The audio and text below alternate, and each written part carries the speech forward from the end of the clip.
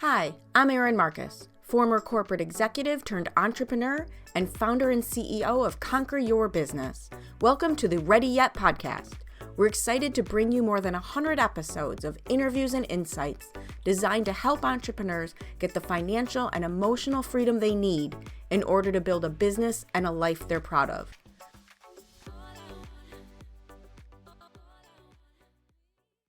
All right. Hello, and welcome to this episode of the Ready Yet podcast, where my guest today, Anne Laffin, and I have been talking about all things marketing, all the things we learned in corporate that are helping us, all the things we learned in corporate that are killing us, and everything in between. Before we dive into all that and help some people, let's shorten their learning curve. How about a formal introduction into who you are and what you do? Sure, sounds good. Well, first, thank you for having me. I'm very happy to be here. Well, so I've been working in marketing for 20 plus years at this point, which went real fast, going to be honest. Started in market research. Yeah, it goes so fast. Which market research is great because I feel like it does give you a good background and kind of why people think and buy and behave, which just helps you out with marketing in general. So started there. Then made the leap over to financial services and did marketing in financial services for quite a while, which was quite a change, but a nice one. Gave me a good base for how the rest of the world works and operates. Have done a flip-flop between financial services and market research for quite a bit, and then landed at a fintech startup. And it was there that I realized I love the startup environment. I love the startup world, and decided to make my own company, start my own company in the middle of the pandemic. Sure. Why not? Why not? Right? Yeah. Again, there's nothing else going on. So starting a business sounded great. And now I am a marketing consultant for early stage companies. So that's what I do. Love it, love it, love it. I know what my answer. What is it that you love about the early stage businesses? Two things. One is this idea, the vision that the founder brings, that this idea, it sounds hokey. I realize the words I'm going to say are going to sound hokey, but it's this idea of like dream, a little bit of magic, fairy dust of like bringing something to life. That's really fun and exciting.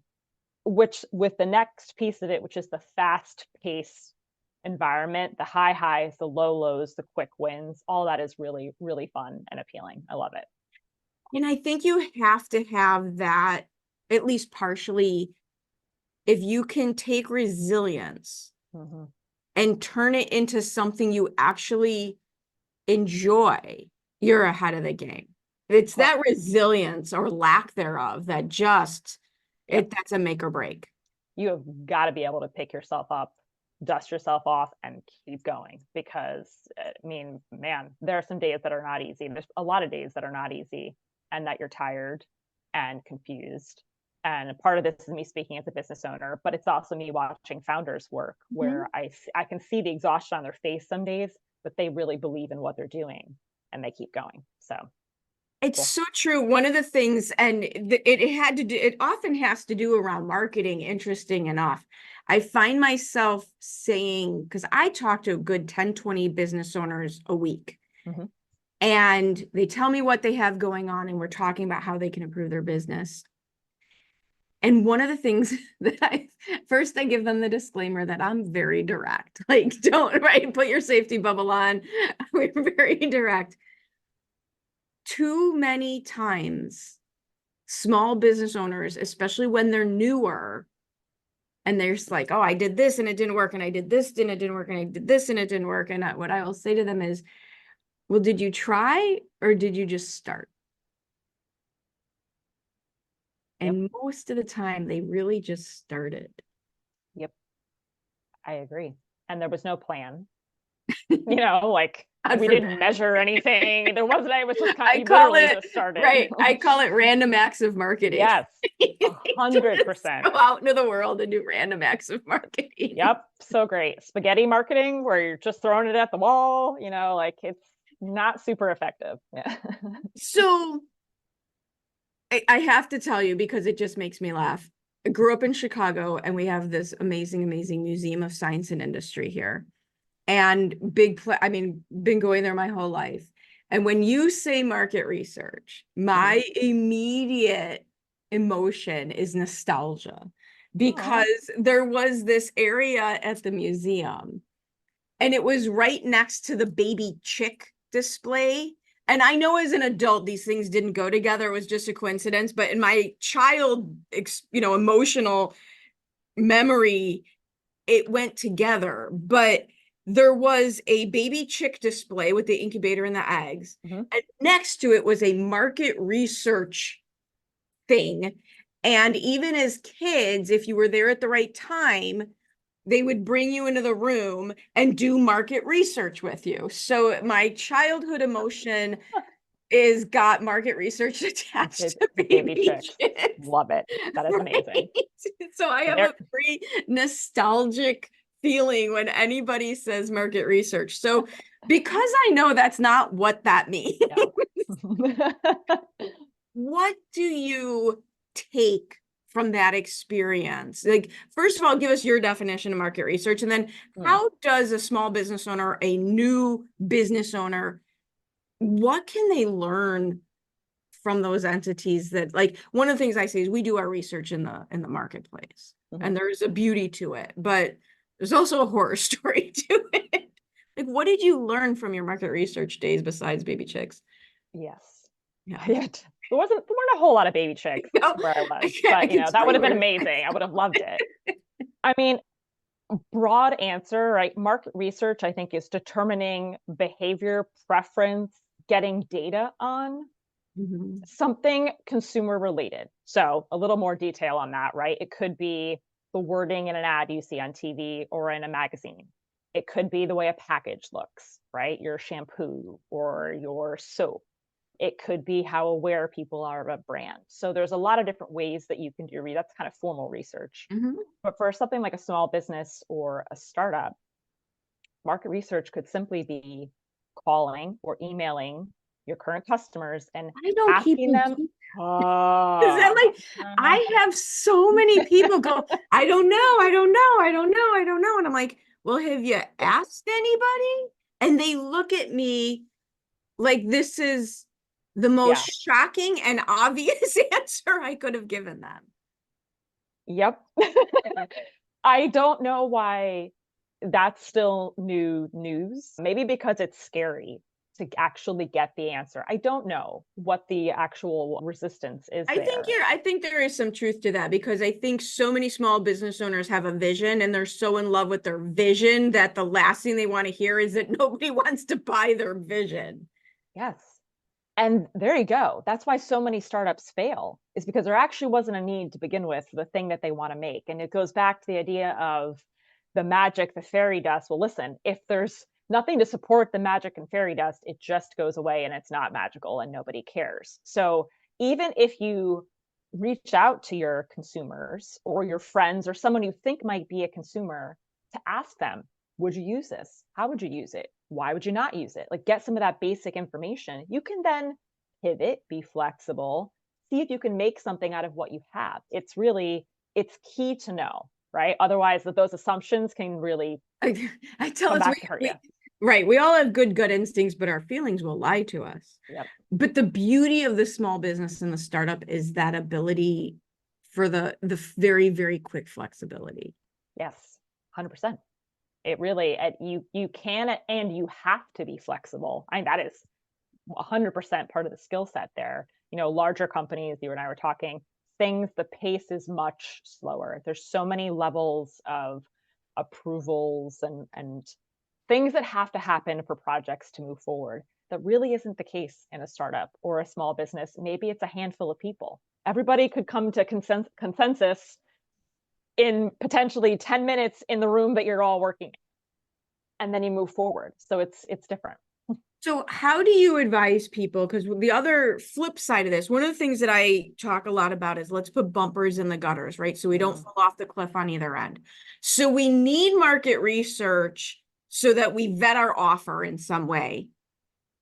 But the flip side of that is I watch people giving up too soon and throwing the baby out with the bathwater, right? Humans think very much with all or nothing, especially when it comes to marketing. I met a great guy who's good at what he does, and I love his energy. And I was with him in Salt Lake City last week. But he mentioned 2 or 3 different tactics that he tried that didn't work. Mm-hmm. And so he stopped. Mm-hmm. And like my whole thing is measure and tweak, measure and tweak. Marketing is testing. That's all it is. So how do you help somebody not fall off the all or nothing cliff? Yeah. I think I lean heavily on having some kind of plan. I remember when I first started, I would make these largish marketing plans, right? For at least 6 months. And I quickly realized like that's just not going to work in a startup. They may not be there in 6 months. Oh, God only knows. Yeah, yep. It's like So so fast and yeah, forever at the same yeah. time. It's just Yep. crazy.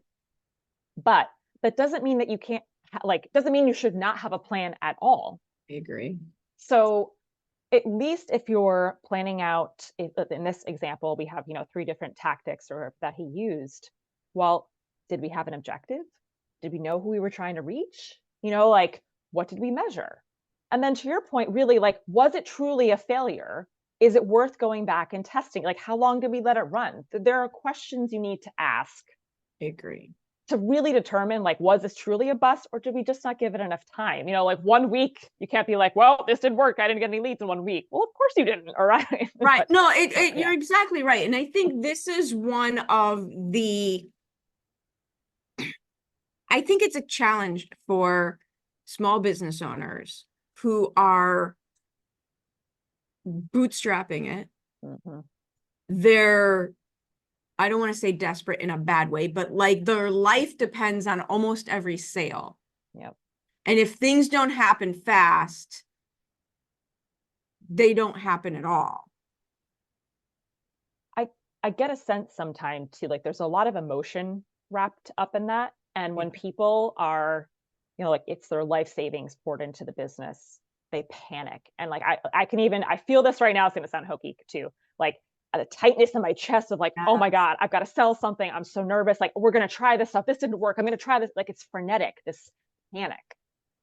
And so I think that's actually where a consultant, someone removed from the business, can really come in handy because they are not emotional about it. They're going to stop that, like hard stop on that frenetic energy to be like, hey, let's look at what's actually happening. Clear roll. Separate, as I say, let's separate the story from what is actually happening. Let's not worry about what you're making it mean.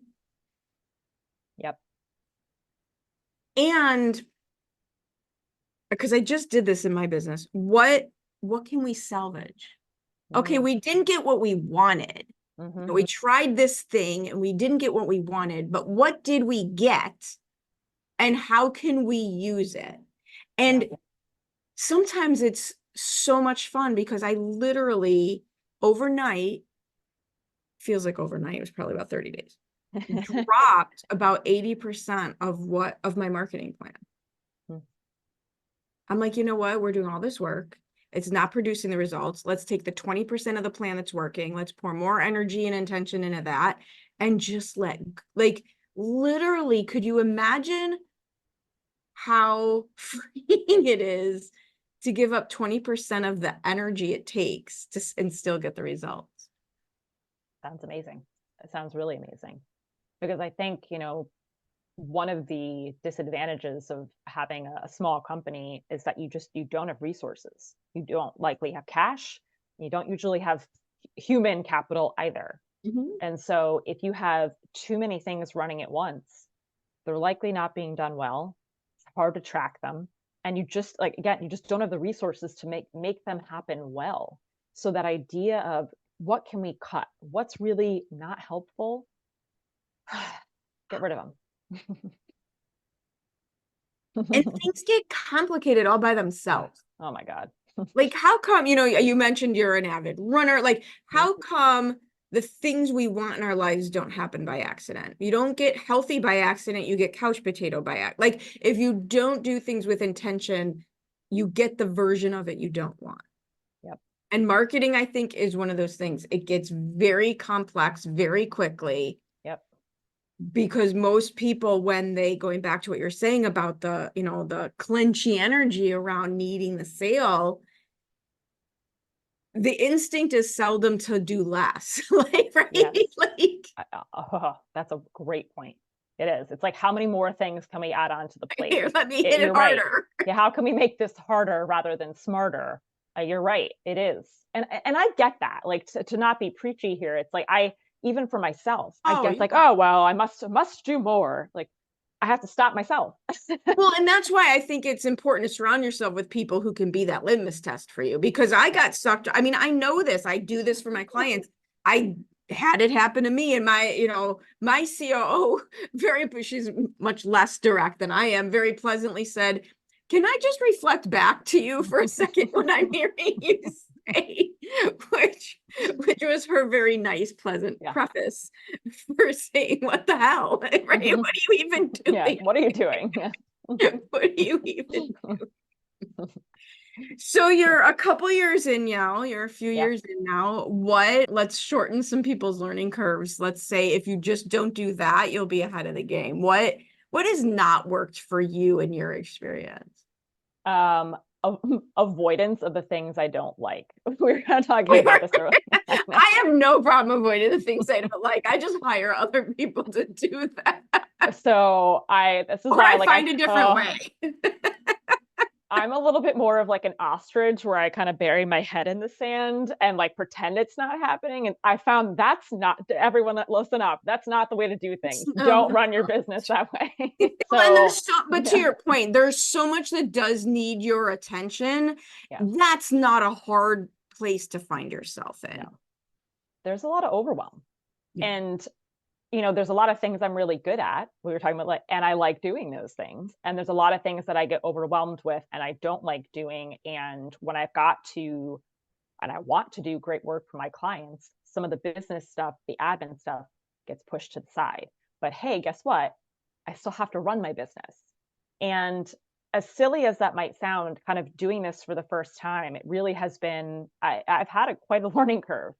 And I'm now at this point where I'm like, if I really want to make this work, I have to really think about this as a business, run it as a business, know my numbers, the financials, like that to me, you've got to know. And I think that's the same for startups too, because I don't think they all know. I did my whole live show this morning on know your numbers and how do you actually use your numbers, Yep. not just track them in arrears, because who cares? Yep. But what do you do with that information? I'm learning. I'm learning the hard way. I am embarrassed to say that it's not. It has been hard, but I'm learning all the same. So I think one of the things that served me well, I don't know where it came from, is the fact that I really don't have a big problem telling somebody I have no idea about X. Like, yep. I have no hesitation around things that I'm bad at. Mm-hmm. My boyfriend teases me all the time. His thing to say to me, how would you even, if I wasn't here, how would you even be alive? Because I do zero cooking, right? Like, it's like, how did you keep yourself alive until we actually got together? And I just, for whatever reason, when I was in corporate, I'd be like, what's that acronym? What are you even talking about? Or when I got my MBA, I remember they walked us through this financial calculation and I followed and I'm like, yeah, got the answer. What are we even talking about? Yeah. And it served me well because I think there's this challenge for, and it might just be more women, and I totally could see why. You got to know everything or you think someone's going to think you know nothing. Yep. Do I lose my credibility? Right. Yep. I hear that. That goes, if you stick with it, that goes away.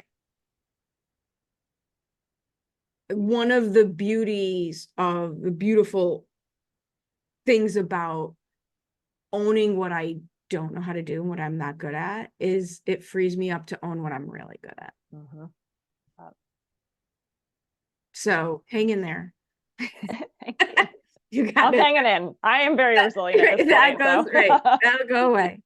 You find a different way. Yep. But flip it. What are you most proud of? What are you like? I think what I'm most proud of at this point is the perspective that I'm able to bring to my clients. Because I've worked in a lot of different industries with a lot of different clients at various stages. And I kind of have this overarching view that I bring to all my clients. Obviously, I'm not talking about proprietary information being shared. It's like, hey, here's where I see you're at and the challenges that I've seen. You need to get a handle on XYZ, and here's how. And that's a beautiful thing.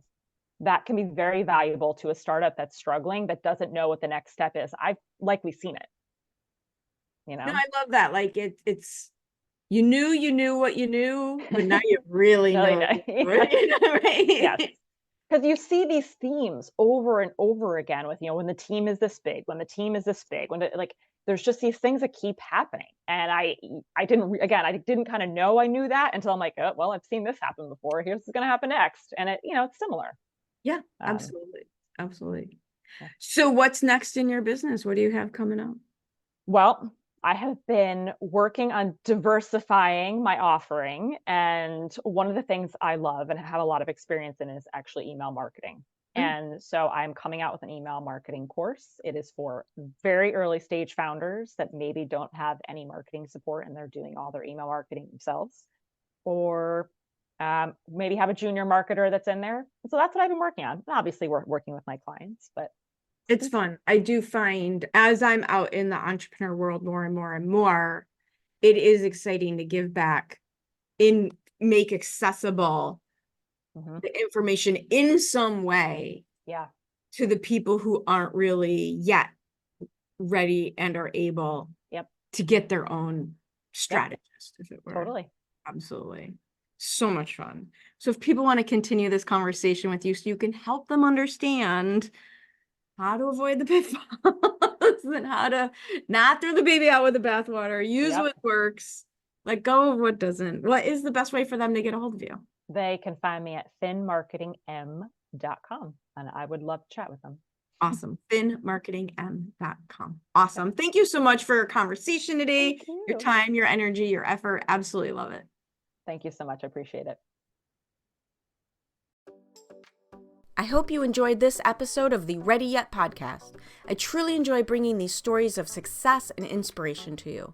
Please join us in our mission to empower entrepreneurs to be in charge of their businesses and in charge of their lives by sharing this with anyone you know who would benefit from our tactical and motivating advice, leaving us a review, and letting us know if there are any particular topics you would really appreciate hearing about. See you next time.